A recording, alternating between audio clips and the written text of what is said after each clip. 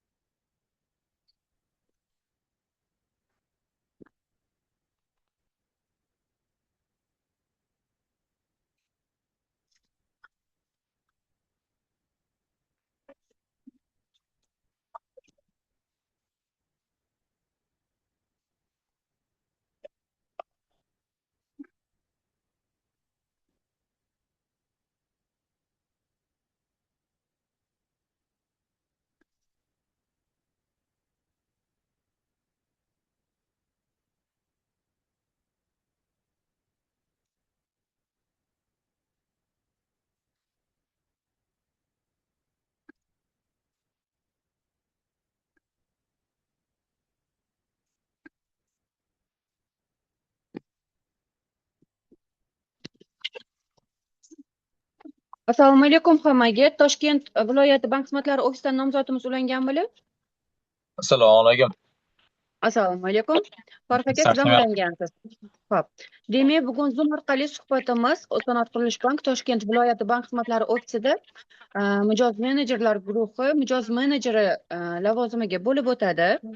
Abror, sizni nomzodingiz ko'rib chiqiladi. Suhbat jarayoni yozib olinishi va Sanoat qurilish banki YouTube tarmog'iga joylashtirilishi haqida sizga eslatib o'taman. Qarshiligingiz yo'q bo'lsa, o'zingiz haqingizda qisqacha gapirib bersangiz, keyin savollarga o'tamiz. Avvalambor assalomu alaykum. Men ismim familiyam Abror Temirqulov. 1997-yil 19-aprelda Toshkent viloyati Olmaliq shahrida tug'ilganman. Hozirda yashash joyim Toshkent viloyati Oqqo'rg'on tumanida. Hozirgi ish joyim Toshkent viloyati Hamkorbank Hamkorbankda chakana biznes bo'limida universal menejer lavozimida ishlayman. Assalomu alaykum, Abror, yaxshimisiz? Assalomu alaykum. Yaxshimisiz? Charchamayapsizmi? Rahmat. Yaxshi. Bank stajida bunaqada ko'p hali ishlamagan ekansiz. O'ylaymanki, suhbatimizga tayyorsiz. Xudo xohlasa. Bo'ldi. Qarang, sizga beradigan birinchi savolim, endi mijozlar bilan ishlaysiz. Mijozlar bilan ishlagandan keyin mijozlarning hamma ma'lumotlari sizni qo'lingizda bo'ladi. Ya'ni o'sha bankka keldi, bankda nima qildi, nima qo'ydi, bankda nima omonatlari bormi, kreditlari bormi? Mana shunaqa narsalarni ma'lumotlar tashqari chiqib ketmasligi uchun bank siri to'g'risida qonun bor. Shu haqida menga gapirib bering. Kimlar uchinchi shaxslar? Bank siri nima? Hop. Bank siri nima deganda bu shu mijozning bankdagi deylik hisob varaqlari, omonatlari, kreditlari, yana qo'shimcha plastik karta, uni rekvizitlari, summalari, hammasi bu bank siri hisoblanadi. Ya'ni mijoz va bank bu birinchi va ikkinchi shaxs hisoblanadi. Uchinchi shaxs ya'ni o'zi qonunda belgilangan tartibda, ya'ni shu vakolatli organlar, ya'ni uchinchi shaxs hisoblanadi. Misol uchun deylik prokuratura, sud, majburiy ijro byurosi, markaziy bank, bularning hammasi uchinchi shaxs hisoblanadi. Uchinchi shaxs bo'lmagan odamlar bular, ya'ni o'zini misol mijozni qarindoshlari, deylik o'sha sanab o'tilgan holatlardan mustasnosi hammasi uchinchi shaxs hisoblanadi. Markaziy bankchi, markaziy bank. Markaziy bank ham ro'yxatga keltirilgan. Ya'ni uchinchi shaxs bo'la oladi. Yo'q, tushunmadim. Sochmani, siz hozir qaysi adada ishlaysiz? Chakanada.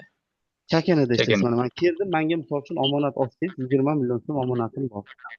Markaziy bank sizdan meni ma'lumotimni so'rayapti.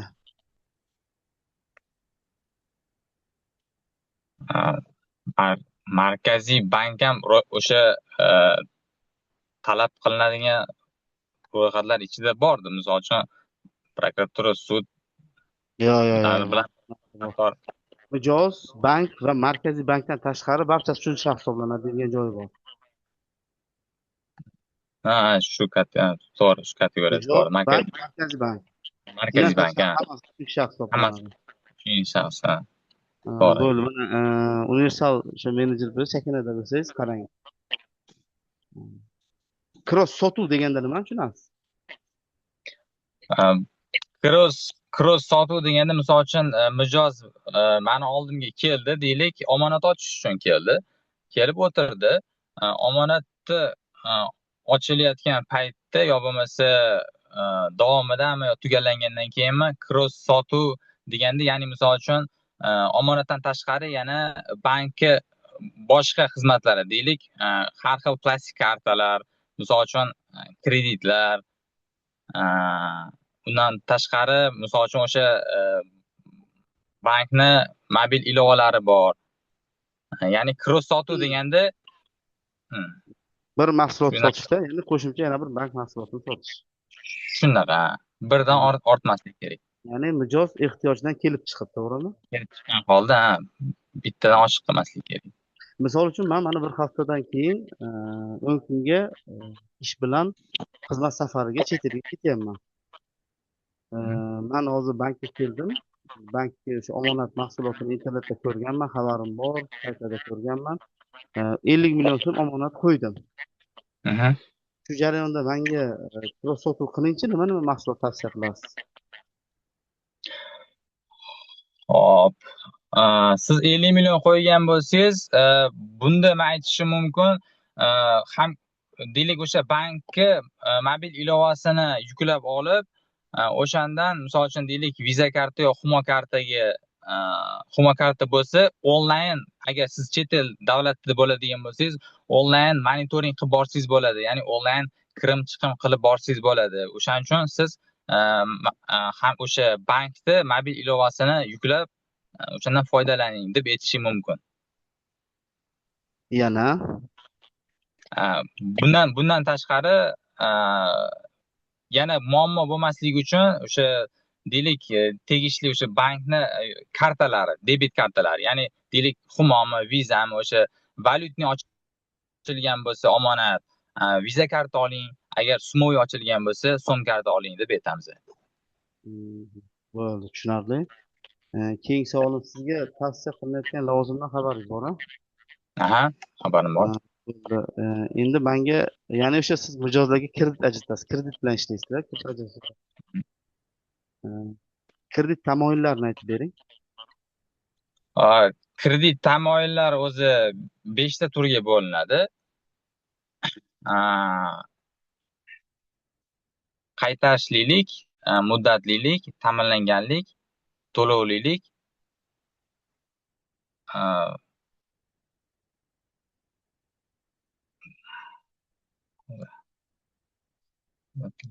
ta'minlanganlik, to'lovlilik, maqsadlilik va oxirgisi.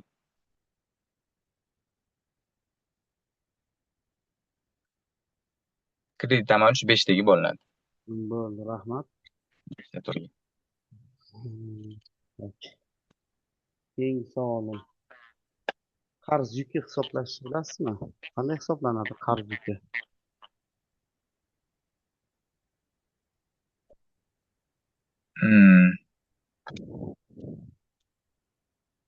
Qarz yuki hisoblanganda bu ya'ni o'sha Mikroqarz uchun hisoblash. mikroqarz uchun bo'ladigan bo'lsa, deylik odamni misol uchun 6 million pul oladigan, oylik oladigan bo'lsa, 6 million oylik oladigan bo'lsa, o'shani ya'ni 50%ni biza to'lovga qobiliyatlilik deb olishimiz mumkin. Ya'ni biz 6 million bo'lsa, 6 millionni hisoblab turib unga kredit ajrata olmaymiz. Agar 6 million oylik oladigan bo'lsa, tegishli tartibda hisoblab turib, o'sha 50% qarz yuki 50% bo'ladi. Ya'ni 2 million 800, 2,5 million mana shunaqa atrofida oyliklariga hisoblab turib mikroqarz chiqarib beriladi. Bo'ldi, tushunarli. Bo'ldi, rahmat Abror. Vaqt ajratganingiz uchun ishlaringizga omad, suhbatimiz tugadi. Xo'p, sog' bo'ling, charchamang.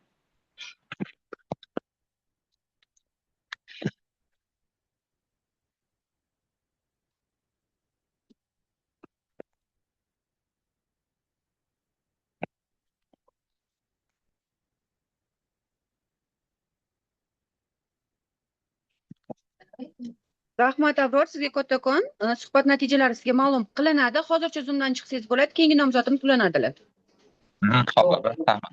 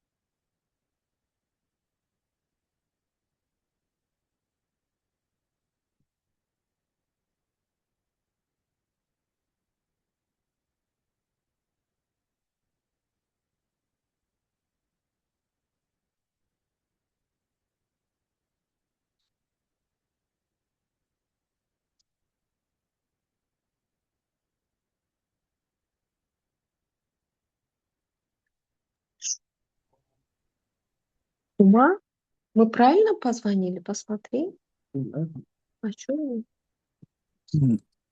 Алло, Assalomu alaykum. assalomu alaykum. Salom. Yaxshimisiz? Yaxshimisiz? Sal tushunmovchilik bo'lib Rahmat, qoldi. yaxshi. Bizga nomzod Toshkent viloyat BXOga edi.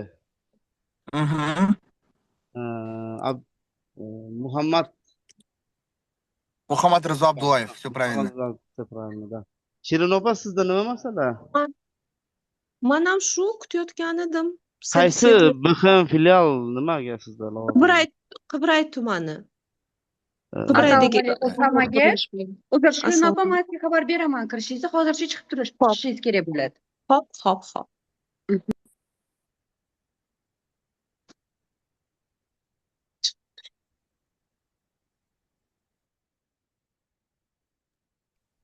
Gulasal, menimcha bu yigitimiz nimaga BXOga nomzod Toshkent viloyati. Xuddi shunaqa. Assalomu Mhm. alaykum. Muhammad Rizo. Muhammad Rizo. Sizni nomzodingiz Sanoat qurilish bank Toshkent bank xizmatlari ofisida mijoz menejeri lavozimiga ko'rib chiqilyapti. Suhbat jarayoni yozib olinishi va Sanoat qurilish banki YouTube tarmog'iga joylashtirilishi haqida sizga eslatib o'taman. Qarshiligingiz yo'q bo'lsa, o'zingiz haqingizda qisqacha gapirib bersangiz, keyin savollarga o'tiladi. Ruscha gapirsam bo'ladimi? Ozgina o'zbekcha Bemalol, qiyinmi? bemalol. Bo'ladi. Меня зовут Мухаммад Ризо, мне 20 лет, я родился в Ташкенте, учусь в Плеханове, доучился уже. Что могу сказать еще? В данное время работаете где-нибудь? Я еще не работаю, я пока что, дал свое резюме в этот Капитал Банк и пока что жду. Понятно. Ну тогда вы учились в Плеханове, да? В каком Да, в направлении? Плеханове, да, учился. Экономика? Направление? Экономика. Экономика, да. Про банк знаете, там инструкции там читали, да? Ну да, я прочитал все про банк. У меня, грубо говоря, и друг тоже работает в банке. Мне интересно стало просто из-за этого. Понятно. Тогда начнем собеседование. Мгм.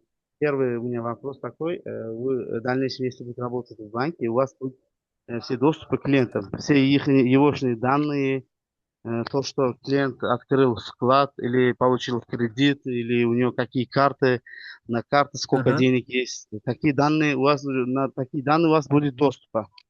Вот у меня вопрос У меня- такой. Ага. Исходя из этого, есть закон о банковской тайне. Что такое банковская Да. тайна? Кто такие третьи лица? Смотрите, банковская тайна, как я знаю, это, грубо говоря, я если как этот клиент и банк, это вот среди него и меня, короче, грубо говоря, наш секрет банка и моего. А третье лицо, это, грубо говоря, я и банк, и сотрудник, который меня обслуживает. Я так думаю, и Вот смотрите, нет, вот я, по-моему, неправильно объяснил. Вот, может быть. вы банкир, Ага, я клиент. ага, Вы меня обслуживаете. Например, я у вас открываю 20 миллионов вклад на свои имя. ага, Уже, и потом у меня карточка тоже есть на вашем банке. Например, каждый месяц там 20-30 миллионов оборотов. И всегда остаток у меня там 10 миллионов имеется на карте. ага.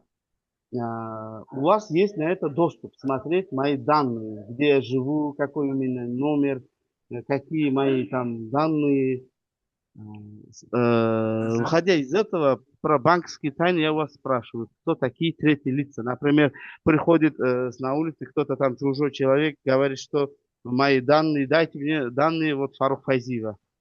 Ага. Вот про это я спрашиваю, какой будет банковский тайна. Каким, например, с прокуратуры приходит письмо, спрашивает мои данные. Ага. Какие у него карты Я- есть, какие вклады. Да. Смотрите, если, грубо говоря, приходит с прокуратуры и спрашивает, я должен оповестить моего клиента, предупредить, грубо говоря, и сказать ему, что вот так, этот человек пришел, вас спрашивает, и все, чтобы он, грубо говоря, сам пришел и с этим человеком обсудил там свои проблемы или решения, грубо говоря. Есть, вам надо будет в дальнейшем прочитать это. Клиент, Ага. банк, центральный банк. После этого уже остальные все третьи лица. М, Клиент, банк и центральный банк. И Банк. вот второй вопрос. Второй вопрос. Например, в Ага. дальнейшем банке вот вы работаете со вкладом, например. Что Ага. такое кросс-продажа? Кросс-продажа это... Сейчас, секунду.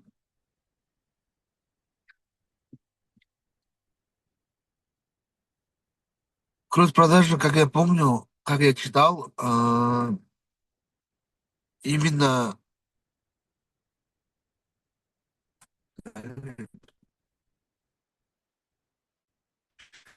Секунду.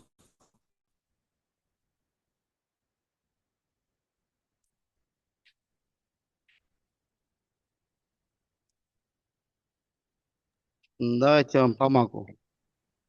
М, Слышно меня? Да-да-да. Вот что-то, грубо говоря, плохо слышно. Да, с Чуть-чуть. интернета. Вот теперь как, Мухаммад Рыза? Вот да, вот тебе хорошо. Да. Но я вам немножко помогу насчет кросс-продажи. Например, вы работаете со вкладами. Ага. Я через неделю на командировку ухожу за рубежом. Буду за рубежом Ага. через неделю. У меня вклад, например, прохожу на ваш банк и открываю вклад на сумму 30 миллионов. Ага. В этот момент вам надо будет мне продажу сделать. Что сделать? В этот момент вам надо будет мне кросс-продажу сделать. Кросс-продажа. Кросс-продажа. Это, грубо говоря, вы улетаете, вы также вклад делаете, и в кросс-продаже, это, как я знаю, там проценты, на сколько месяцев вы улетаете, сколько процентов добавляете, эту сумму, которую вы 30 миллионов мне оставили, она должна прибавиться, да? Типа такого? Нет, нет, нет. Кросс-продажа это Нет? во время, например, клиент пользуется вашими услугами. В это время вам надо будет другие продукты тоже продать клиенту. Ага. Например, карточные продукты. Типа, грубо говоря, кредит, Да, кредиты, карты, кредиты все такое, да? предлагает. Все, понял. Да, другие услуги банка предлагает мне. Я понял, я понял, все. Следующий вопрос. Принципы кредита. Еще раз. Принципы кредитования. Принципы Сколько, какие кредитования. принципы имеются, да. Как я знаю, ипотека, авто, микрозайм. Микрозайм, да, правильно сказал? Не, ну, когда вы выдаете кредит, вам надо будет принципы изучать. Например, первый принцип это возвратность кредита. Кредит должен быть возвращен заемщиком в полном Возвратов кредита? объеме. Да. И второй А, срочность. Кредит ага. предоставляется на определенный срок и должен быть возвращен вовремя. Да, да, Третье это плотность. За пользование да, кредитом заемщик уплачивает проценты. да, Четвертое да, да. это обеспеченность. Обеспеченность. Да, пятое это силовой характер. Ну, силовой характер на это иногда не смотрим во время выдачи кредита физическому лицу. Ага. М. Ну, все, тогда наш разговор окончен. Спасибо вам, удачи в дальнейшем вашей работе. Спасибо большое, всего хорошо. Хорошего дня. Ладно. Спасибо.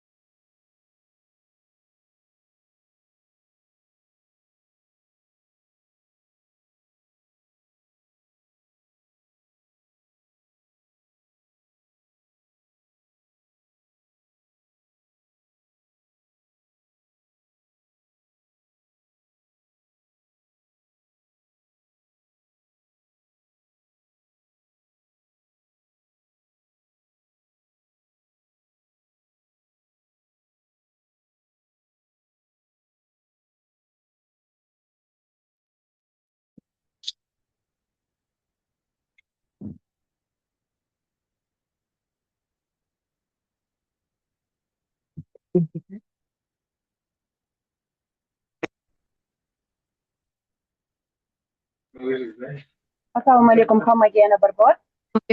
Shirin opa, demak, siz bilan bugun Zoom orqali suhbatimiz Sanoat qurilish bank Qibray bank xizmatlari markazida mijoz menejeri lavozimiga bo'lib o'tadi. Siz bilan suhbatda chakana biznes departamenti xizmat rahbari Farhod Fayziyev o'tkazadilar. Suhbat jarayonimiz yozib olinishi va Sanoat qurilish bank YouTube tarmog'iga joylashtirilishi haqida sizga eslatib o'taman. Qarshiligingiz yo'q bo'lsa, o'zingiz haqingizda qisqacha gapirib bersangiz, keyin savollarga o'tamiz. Assalomu alaykum yana bir bor. Mani ismim Shirin, Qurbanova Shirin Daudovna.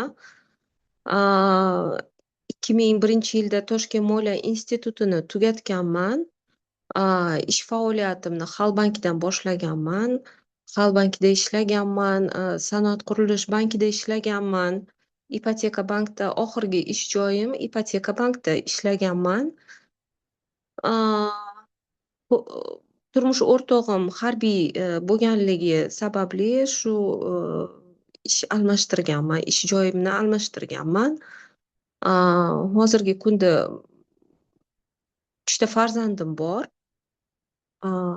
Qizim va 2 ta o'g'lim. Assalomu alaykum. Shirin opa, yaxshimisiz? Assalomu alaykum. Yaxshimisiz? Ishlaringiz yaxshimi? Charchamasdan. Oldin bizda ishlagan ekansiz, to'g'rimi? Ha, ishlaganman. So'ramoqchi edim o'zi, nimaga ish almashtirgansiz deb. Endi xo'jayin harbiylar shunga majbur bo'lganmiz. Da. Navoiyda ishlaganman, Angrenda ishlaganman, Toshkent viloyatida ishlaganman. Abayda edi o'sha paytda. Abayda. Bugungi kunda nima sabab bo'lyapti ish almashtirishingizga? Biza Toshkentda turganmiz, yashaganmiz, domda yashaganmiz. Keyin Qibrayga ko'chib keldik. Mana bu yoqda kattaroq kottedj sotib olganmiz. Shunga ko'chib keldik. Ish joyim Uchtepada edi. Juda uzoqlik qildida, kuniga 2 soatga borardim, 2 soatga qaytardim. Uzoqlik qildida. Qibraydan Uchtepa haqiqatda uzoq. Hozir sizga qulaymi bizni bankimiz joylashuvi uyingiz bilan? Juda qulay, ha. Endi agar keyinchalik yana xo'jayiningiz ishlari almashtiradigan bo'lsalar, biz yana xodimdan ayirib qolamizmi? Yo'q. Endi bolalar katta bo'lgan, уже unaqa yurolmayman ularga qo'shilib. Bo'ldi, tushunarli. Masalan, suhbatimizni boshlaymiz. Shirin opa, o'zi ancha yildan beri bankda ishlagan ekansiz. Bu soha sizga begona emas. Endi asosiy men so'raydigan narsam mijoz menejerlardan bank sirini so'rayman. Bank siri to'g'risida qonundan kelib chiqib, bank siriga ta'rif bering va kimlar uchinchi shaxs hisoblanadi? Bank siri mijoz va bank o'rtasidagi nima ma'lumotlarni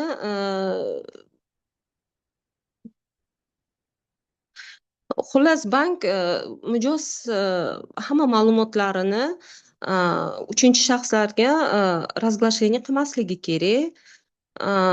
Uchinchi shaxs sifatida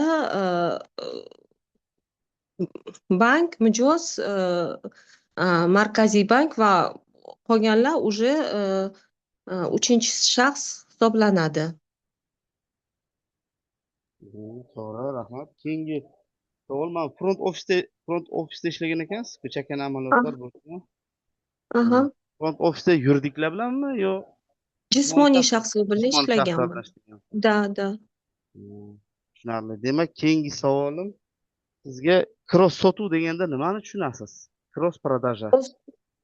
Cross sotuv degani mijoz bankka kelganda bank bilan birinchi o'rinda salomlashib,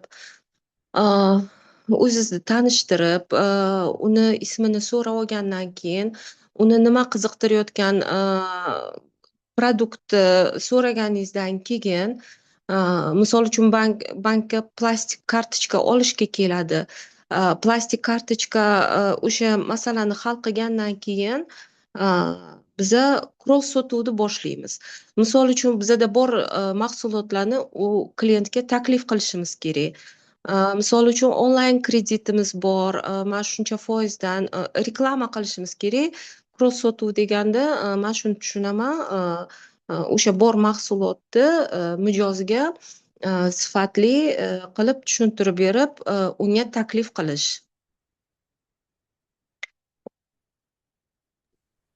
Tushunarli, rahmat kattakon.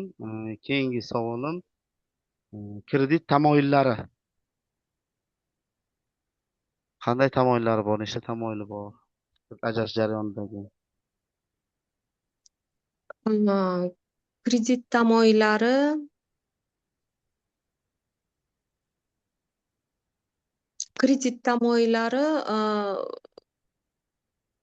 возвратность, No, qanaqasi qulay bo'lsa aytavering, opa, tushunaman. aha, kredit, залоговое обеспечение bo'lishi kerak, возвратность bo'lishi kerak,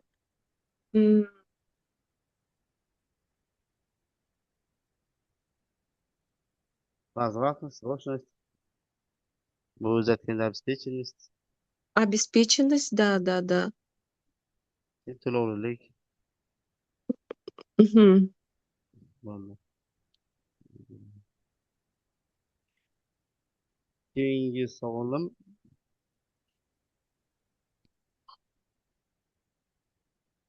bugungi kundagi biz bankimizdagi kredit mahsulotlari haqida ma'lumotga egamisiz? Ha, o'qib chiqdim. Ma'lumotga egaman. Qanday kredit turlarimiz bor? Lokomotiv kreditlarimiz qaysilar ekan? Qiziqdingizmi? Lokomotiv kredit turlari, o'sha chakana bo'yicha gapiradigan bo'lsak, mikroqarzlaringiz bor ekan, turli xil. Ipoteka kreditlaringiz bor ekan, novostroykaga, ikkilamchiga, avtokreditlaringiz bor ekan, рассрочкаga ham UzAvto bilan tuzilgan shartnomalar bo'yicha. Undan tashqari, qolgan avtomobillarga ham avtokreditlaringiz ham bor ekan. Qaysi turini gapirib bersam bo'ladi sizga? Avtokredit haqida gapirib bera qoling. Avtokredit, UzAvto imkon krediti ni gapiradigan bo'lsak, o'sha UzAvto bilan tuzilgan shartnoma bo'yicha 18 yoshga to'lgan, 65 yoshdan oshmagan mijozlarga beriladi. O'zbekiston Respublikasi fuqarosi bo'lishi kerak. Qanaqa turdagi mashinalarga beriladi? Laboga, Damas, Captiva, Tracker va Onyxga beriladi. Mijoz daromadi bo'lishi kerak, ofitsialniy daromadi bo'lishi kerak, kamida 6 oy ishlab turgan bo'lishi kerak. Ofitsialniy daromadi bo'lmaganda neofitsialniy daromadga ega bo'lishi kerak. Неофициальный daromadga ega bo'lishi kerak. При этом учитывается пенсионные поступления, отчисления. O'zini band qilgan bo'lsa, o'sha plastik kartalarga tushgan tushumlar, bankdagi hisob varaqalaridagi tushumlar, o'sha ham nazarda tutiladi. Kerakli hujjatlar, bankka taqdim qilinadigan hujjatlar, klient pasportini olib boradi, tasdiqlovchi o'zini shaxsini tasdiqlovchi hujjat, shartnoma, avtosalon bilan tuzilgan shartnoma bo'lishi kerak. Mijoz 3 tagacha kafil taqdim qilsa bo'ladi. Agar tasdiqlamagan daromadlar bo'lsa, unda o'sha spravkasini olib boradi bankka. Menimcha, agar ofitsialniy daromadi bo'lsa, o'sha bank programmasidan chiqib kelsa kerak o'zi. Keyin boshlang'ich badal обязательно shakllantirish kerak. Boshlang'ich badal 25% dan boshlanadi. 75% gacha kredit berilishi mumkin. O'sha mashinani summasini 75% ni kredit berilishi mumkin. Rahmat, shunday tushundim. Xabaringiz bor ekan. Undan buyoq yana bir chuqurroq kirib o'rganib olasiz, xudo xolasa. Bo'ldi, rahmat kattakon. Suhbatimiz tugadi. Rahmat, sog' bo'ling, yaxshi ishlang. Sog' bo'ling. Sog' bo'ling. Rahmat kattakon, Shirin opa. sanoat qilish haqida bildirgan qiziqishingiz uchun. Sizga suhbat natijalari ma'lum qilinadi. Hozircha Zoomdan chiqsangiz bo'ladi, keyingi nomzodimiz ulanadilar. Xo'p, rahmat.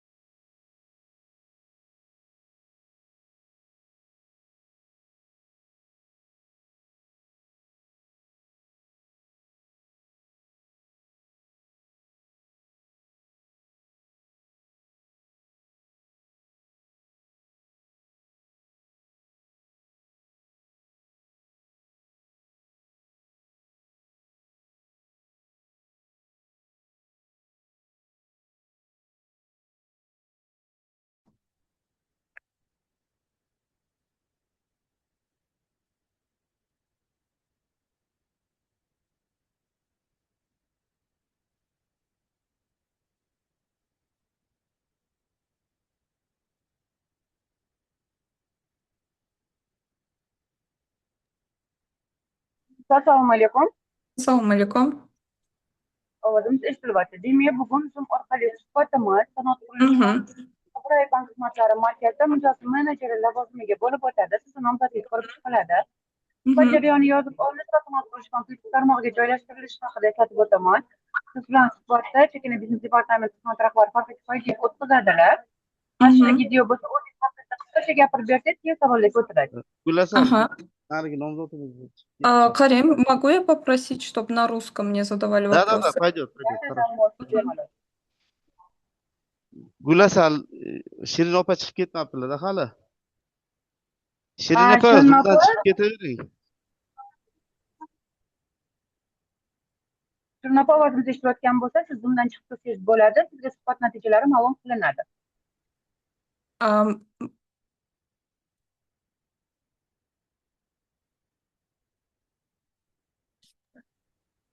Farruh aka, ular o'sha Zoom suhbatdan o'tib bo'lganlarni inobatga olishib, manimcha hozir eshitmayaptilar bizani.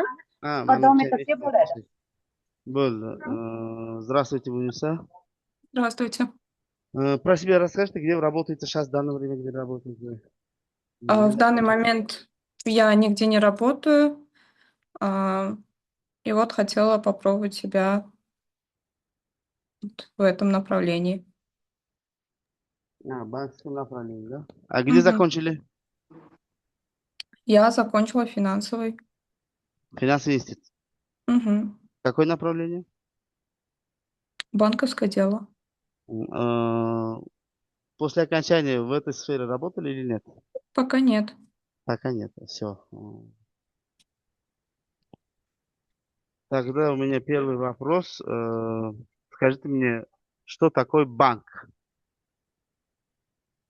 Ну, вообще банк – это сфера, финансовая организация, которая принимает деньги на хранение, выдает кредиты, проводит платежи, переводы и также предоставляет финансовые услуги для физических и юридических лиц.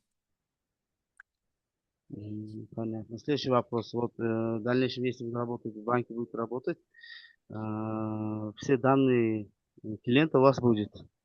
Сколько у него на карте остаток, какие у него вклады, какие кредиты. Исходя из этого, есть закон о банковской тайне. Что такое банковская тайна и кто такое третье лицо? Ну, вообще банковская тайна – это информация о клиенте, она защищена законом и не должна разглашаться. Это к ней относятся вот эти вот остатки денежных средств на счету, сведения о вкладах, и разглашать такую информацию мы не имеем права, это предусмотрено законодательством. Это несет как уголовную ответственность. Мгм. А кто такие третьи лица? Третьи лица, ну, получается, это люди, которые, это государственные органы, полномоченные. Мгм. Например, вот вы работаете сервис-менеджером, допустим. Мгм. Я прихожу, вас открываю вклад на 20 миллионов. Мгм. И у меня там на вашем банке имеются карты и там другие тоже кредиты. Мгм. И центральный банк, у вас с банка спрашивает мои данные. Мгм. Какие у меня вклады, сколько там есть, какие карты у меня имеются, какие остатки они. Мгм. Вы будете дать мои данные предоставить? Ну, вообще, если вы, например, хотите получить кредит, да, о взаимоотношении банка с центральным, то банк обязан предоставлять такую информацию, если она запрашивается. Ну, это все в рамках его законных полномочий, если это не считается как нарушением банковской тайны. А если это прокуратура? Если это прокуратура, в прокуратуру мы тоже имеем право предоставлять информацию. Если это запрашивается как адвокатом, Мгм. если имеется официальный документ, то мы разрешаем. Вот смотрите, ответ должен быть такой. Клиент, банк Мгм. и центральный банк, а все остальные третьи лица. А, А у всех мгм, органов, чтобы получить информацию, есть свои нюансы. мгм, И, например, это будет прокуратура, по санкции они должны получать эти данные, а не просто мгм, там по телефону или по каким-то там простым письмом не получится информацию. Такие данные. мгм, мгм. Вот. Поняла. Следующий вопрос. Что такое кросс-продажа? Кросс-продажа. Слышали о таком? Это не а, только в банках, и в других отраслях тоже есть кросс-продажа. Честно, не слышала, не знаю. Кросс-продажа, если в дальнейшем будет в такой сфере, например, клиент приходит к вам, Мгм, с одной, пользуется с одной продукцией банка, например, со вклада или с кредита, он, например, взял кредит. В связи с мгм, этим можете ему предоставить услуги мобильной банки, мгм, предлагать ему пластиковые карты, которые можно пользоваться за рубежом, и мгм, вклады наши. Вот это называется кросс-продажа. мгм. Это значит показатель. Нет, не Мгм, показатель. Это как, например, в базаре ходите, например, что-нибудь покупаете у одного там клиента, заходите в магазин, мгм, какие-то там воды или напитки покупаете. мгм, Продавец там предлагает другие свои там вкусные шоколады или там мороженое и остальное что-то. Вот все так. мгм. Вот Ну, это все просто. понятно. Мгм. Следующий вопрос у меня. Принципы кредитования. Слышали? Значит, принципы кредитования, значит, ну, вы имеете в виду условия кредитования? Да, условия. Например, вы А, выдаете кредит, на что вы должны э, обратить внимание. Мы обязательно должны учитывать его кредитную историю. Мы смотрим на его заработную плату, соответствует ли она, получается, не то, что соответствует, сможет ли она погашать кредит а, на условия возвратности, платности, вот. И сможет ли он вернуть, обязуется вернуть сумму, которую взял у банка. Вот, например, клиент приходит за кредитом. Мгм. Вы должны быть, иметь в виду, что возвратность кредита. Мгм. Кредит должен быть возвращен заемщиком в полном объеме. А Мгм. второе, это уже срочность. Кредит предоставляется на определенный срок и должен быть возвращен вовремя. Мгм. Третье уже плотность. За сколько Мгм. заявки выплачивают проценты. Там разные Мгм. проценты, разных клиентов, смотря от продукта. Следующая обеспеченность. Как правильно обеспечить кредит залогом или страхованием, или поручительством, Мгм. и другие виды обеспечения. Мгм. Пятое, это кредит должен использоваться силовой характер. Мгм. Пятое тоже силовой характер. В дальнейшем это имеется в виду. Так, ну все, тогда спасибо. Совет закончился. И Удачи. вам спасибо большое. Спасибо.